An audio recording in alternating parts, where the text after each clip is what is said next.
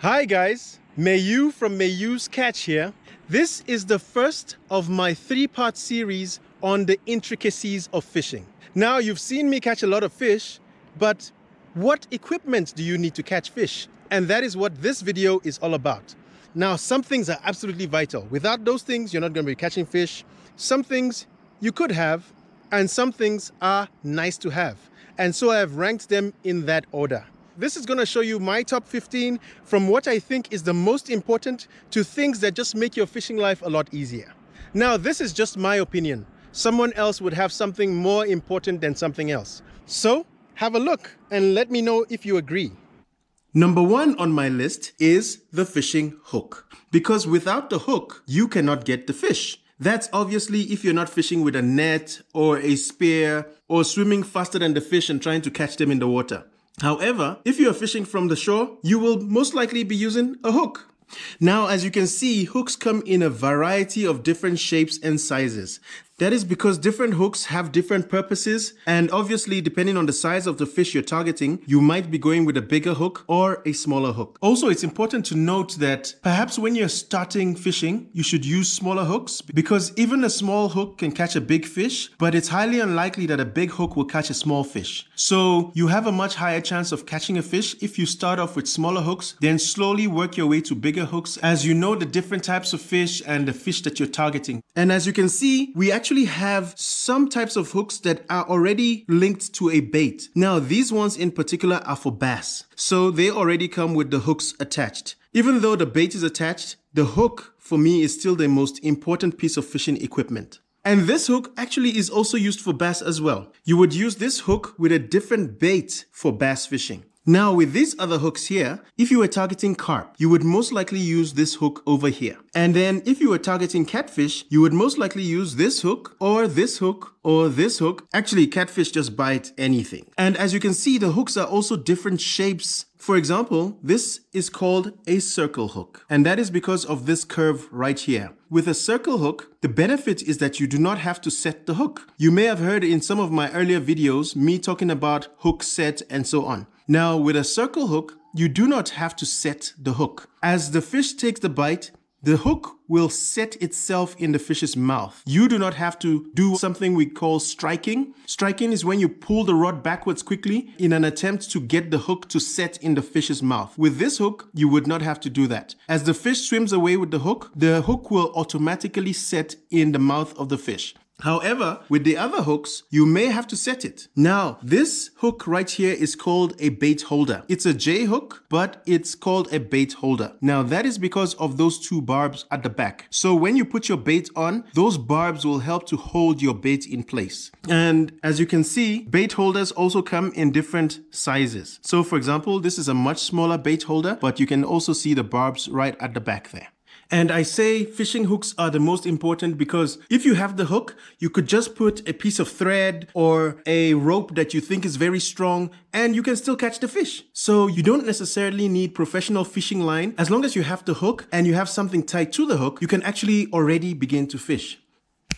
Number two then is the line. Now, as you can see, I have different lines in front of me. This is a monofilament line and these two are braided lines. Now, there's a third type of line called a fluorocarbon line. And it's actually very similar to the monofilament line, just that it's a little bit more expensive. And we generally talk of memory. Memory is, for example, you have the line wrapped around and when you pull it out, it maintains that circular structure. That is what we call memory. Fluorocarbon has a little bit less memory than monofilament. The most expensive types of line are braided lines. As you can see, there's a variety of information on the line. So it tells you about what type of line it is, the memory, the amount of line you have, diameter of the line, and it tells you the strength of the line. So for example, this is 0.6 millimeters thickness and 46.2 pounds strength, which I believe is about 21 kilos or so. While this, on the other hand, is 30 pounds, which would be about 13.6 kilograms. And this here is 50 pounds, which would be almost 23 kilograms. Now, the benefit of a braided line is a braided line is basically like cloth. And because of that, it has no memory and it has very, very limited stretch. Now, they generally come in 4 or 8 braided strands together. So personally, for me, me, I go for the less diameter of braid because that allows me to get much better casts and so on. And also I fish much stronger fish with braid than I do with monofilament. So this is the second most important piece of fishing equipment for me. The third most important piece of fishing equipment for me then is the rod. Now the rod comes also in different lengths and strengths. So for example, this is an 8-foot rod and it can carry between 10 and 40 grams worth of weight. They also have something called action. Now you have a fast action rod, which means about only 1/3 of the rod bends when you're fighting the fish. Then you have a medium action rod, which means about half the rod bends when you're fighting a fish. And then you have a slow action rod, which means that basically the whole rod bends when you're fighting the fish. Rods generally come in 1 piece, 2 pieces, or 3 pieces. I generally use between 6 and 10-foot rods for freshwater fishing and between 10 and 14-foot rods for saltwater fishing. And that is because at saltwater, you generally sometimes need to go quite far. So the length of the rod also influences the distance you can go.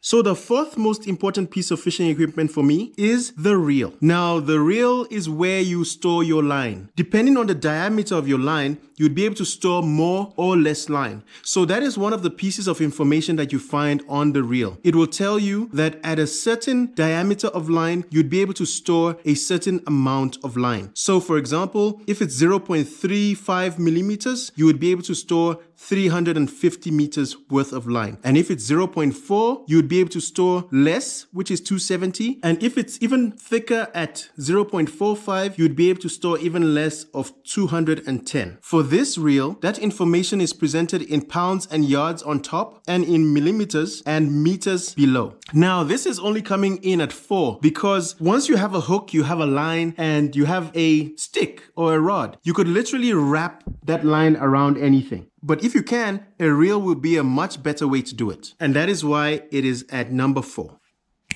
Number 5 then for me is the sinker. Now, as you can see, we have a different variety of sinkers here, and that's because you use some in freshwater, you use some in saltwater, you use some in sandy bottoms, you use some in rocky bottoms, you use some if you want your bait to move along the bottom of the water, you use some if you want your bait to stay in one place at the bottom of the water. So that all depends on where you're fishing and what you're fishing. So for example, at the ocean, I generally fish with this one, or this one, or this one, or this one. While in freshwater, I would fish with this one, this one, this one, or this one. Now, this is where I mold my bait when I'm fishing for carp. And I've put this here because this then serves as my weight or my sinker. I also use this when fishing for carp. Now, the weight of the sinker also influences how far you fish. So if you want to fish very far, you would use a heavier sinker so that you can get a lot of distance. And if you want to fish relatively close, then you might go for a lighter sinker. But for me, this is number 5.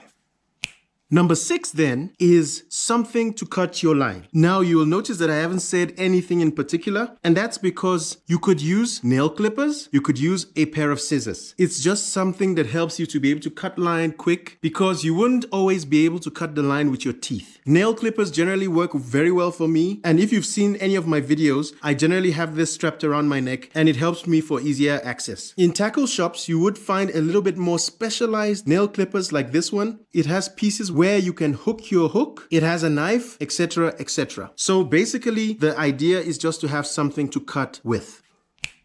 Number 6.2 for me is a pair of pliers, and that is because the function of cutting is often part of the pliers. However, sometimes the hook is quite stuck in the mouth of the fish and you would need something like this to get it out. Like you can see in this video, I have used a pair of pliers to pull out the hook from the mouth of the fish. Or the fish might just have a bunch of razor sharp teeth and you don't want to be using your hand in there. So you would need a pair of pliers to get to the hook and unhook the hook. You don't want to be losing fingers while trying to get the hook out of the mouth of a fish. Number 7 for me is some sort of float. Now, as you can see, they come in a variety of different shapes and sizes. And that is because for some types of fish, you would use a different float, and for other types of fish, you would use a different float. Now, a float is great because it brings attention to your bait. The float can basically make your bait look like a 5-star meal in the water. And trust me, that's exactly what you need. And quite often, it helps to actually lift your bait out from structure. If you have a lot of structure in the water, your bait can easily get stuck behind structure and the fish wouldn't be able to get to it. Now, when using a float, it's very important to understand the fish that you're targeting because, for example, tilapia are not bottom feeders. They generally feed somewhere mid-water, and the float can help you achieve that. Floats are very often used in fresh and saltwater fishing, and if used correctly, they can turn an ordinary bait into a lethal bait. Number 8 for me is a tackle box. A tackle box for me helps you to be very organized when fishing. So it has different sections where you can put different things. Basically, you have order. And it's very important to have order because you want to be able to access things very quickly. You don't want to waste time looking for things. It actually helps quite a lot. And this is a much smaller tackle box that I have, and that's because I want a more mobile tackle box. So this I'll be keeping in my car, and I would like to be able to have fishing equipment when I'm on the go. I might find myself in a place where there's a dam or there's a river, and I want to fish. And this will stay in the car, and I'll just be able to access this and get fishing. Number 9 for me is a swivel. Now, these help to keep your line from getting tangled. So basically, your line is tied to that loop over there. And in that ball, it spins. So if the fish is thrashing around and rolling up and down, the line will simply roll around with the fish and it won't tangle your line. And that is the benefit of a swivel. As you can see, they come in a variety of ways. This is the normal swivel. This is the basis for the others. This is called a T or a 3-way swivel, while this are called snap swivels. And they come in different shapes and sizes. So if you're fighting a bigger fish, you generally go for a bigger, stronger swivel. For smaller fish, you would have lighter swivels. And this is called a snap swivel because this part here opens. So if I take it like this and I do that, it opens. So I can feed something in there and close it back. There's a particular knot, the figure of 8 knot that I tie and I feed the loop through the snap of the swivel.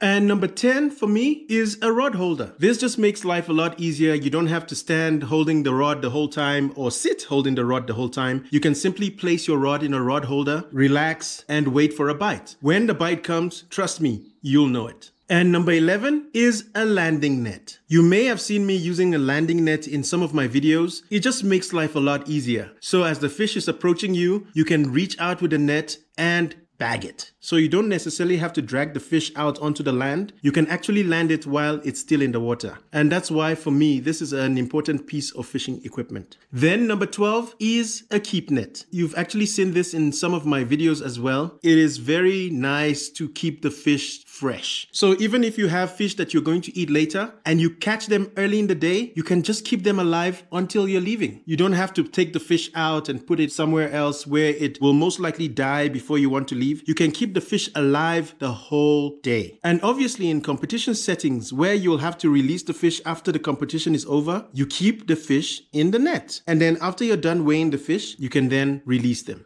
So number 13 for me is a good knife. Now, the knife is important for some baits that you might have to cut. So you don't want to be struggling trying to cut the bait. You can just have a good knife. I have this with me in my tackle boxes. Especially in saltwater fishing, you need a knife very often. There's a lot of baits that you need to cut before you put them on the hook, and a good knife comes in very handy. And in some cases, you actually have to gut the fish. And if you don't have a knife, what are you going to do? So this is very important. Now, number 14 for me is some sort of bite indicator. Now, some of them you need to keep your eye on, and some of them you can actually be busy and still know that you have a fish on. So this here in Southern Africa is known as a policeman. You put this on the line, and when there's a bite, it will jump up and down. So basically, the policeman helps you to keep an eye on the fish, and if you see it jumping up and down, then you know you have a fish on. Now, some of them you do not have to keep an eye on. For example, this is basically a Christmas bell. And let's say you're busy and you hear this jingling, you know that you have a fish on, and you must drop whatever you're doing and go get that fish. And some of them are a little bit more sophisticated. Now, this is an electronic alarm, and when the line runs through, it makes a beeping sound, and then you know you have a fish on. I have actually used this in one of my videos. Oh, there we go. Come. To land you because I got another fish on. Come. And last but not least, a battle station. Well, that's what I like to call it because it's battle. Now, this is also called a fishing stand and basically it just keeps everything in one place. So it has parts for your rods, it has a place for your tackle box, it basically has everything in one place. You may have seen mine also in some of my videos, but guess what? I actually built this one. So if you cannot buy one, you could actually build one and make your life a whole lot easier. And there you have it, guys. That is my opinion on the top 15 pieces of fishing equipment. Do you agree? By all means, drop those comments. Let me see how you would have changed things around. Maybe I'll even do an updated one based on your comments. Please remember to like, subscribe, and share. And by all means, check out some of my older videos if you missed them. Keep fighting them fish, and I will see you guys again next time.